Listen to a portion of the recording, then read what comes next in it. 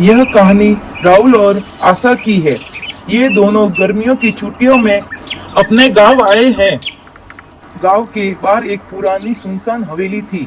राहुल आशा को उस पुरानी हवेली के पास लेके जाता है और बताता है जिसके बारे में कहा जाता है कि वहां पे भूत रहते हैं।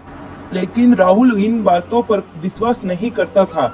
वह इन बातों को नहीं मानता था, लेकिन आशा डरने लगी थी। राहुल की बातें सुनकर आशा डरने लगी और बोलने लगी, राहुल चलो यहाँ से, मुझे डर लग रहा है, चलो ना।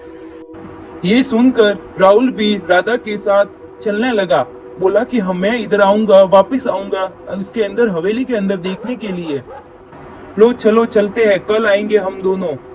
ये बोलकर राधा और राहुल दोनों चलने लगे। दोनों साथ में अपने घर की तरफ चले गए।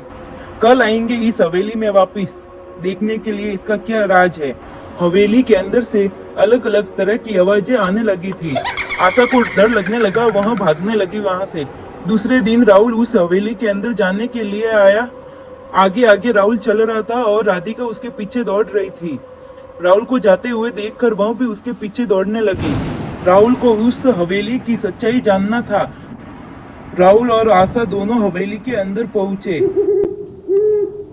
वो दोनों इधर उधर देखने लगे। चारों तरफ जाल ही जाल था और कीड़े मकोड़े, और जाल के अलावा कुछ नहीं दिख रहा था। और एकदम से उनके पीछे से दरवाजा बंद हो गया। वो दोनों डरने लगे। एकदम से ठंडी हवा चलने लगी और एक बूढ़ी औरत उनके सामने आ गई। उसके बाल बिखरे हुए थे और आंखें सुर्ख लाल और चेहरा पीले रंग का। वह बोली, तुम लोग क्यों आए हो मेरी नींद में उलझन डालने के लिए? राहुल ने कांपते हुए पूछा, आप कौन हैं? आप कौन हैं? बूढ़ी औरत बोली, मैं इस हवेली की मालकिन थी। मेरे परिवार ने मुझे मार कर जायदाद हथिया ली। मेरी आत्मा अब भी इंसाफ चाहती है, मुझे इंसाफ चाहिए। आशा ने रोते हुए प्रार्थना की, हम माफी चाहते हैं, हम वापस जा रहे हैं, हमें माफ कर दो, हम वापस जा रहे हैं। अचानक हवेली की खिड़की खुल गई और तेज रोशनी अंदर आई।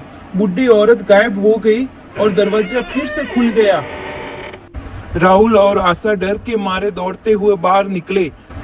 उसके बाद उस हवेली की तरफ किसी ने नहीं देखा और कोई भी उस हवेली की तरफ नहीं गया। इससे हमें यह शिक्षा मिलती है, कुछ रहस्य ऐसे होते हैं जिन्हें छेड़ना नहीं चाहिए।